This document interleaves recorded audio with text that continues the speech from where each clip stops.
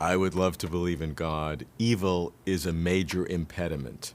How does Hindu philosophy and theology deal with evil? From the Hindu perspective, God is beyond the categories of good and evil, up and down, and so on. So, from one perspective, there is no such thing as good and evil such as we perceive them from the God's perspective.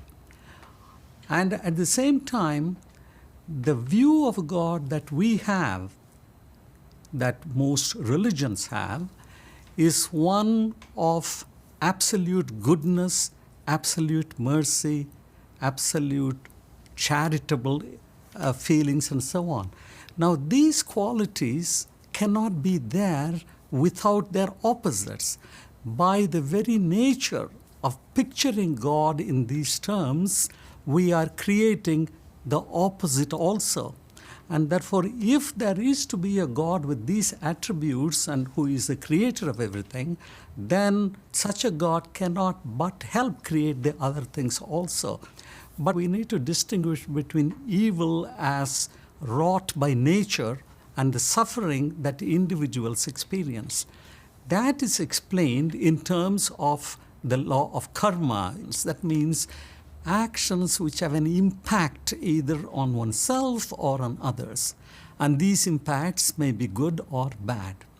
Now, from the Hindu perspective, just as there are laws of nature, there are also laws of moral nature.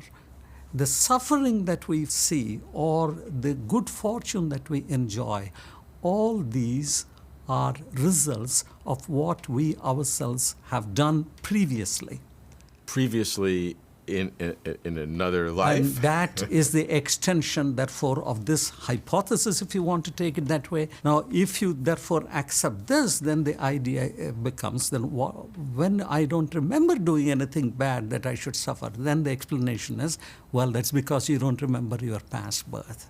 Or that I'm past 90, nothing good seems to have come from all the good things. Well, wait, you will have it in the next birth. So the idea of reincarnation is closely linked to the idea of the law of karma. The point I am trying to make here is, it does not follow from the Hindu vision of God that there is no such thing as good and evil or sinful and virtuous and so on. Quite the contrary. What it says is, we run into contradictions when we transfer these enormously significant relative categories to the Almighty and to the divine.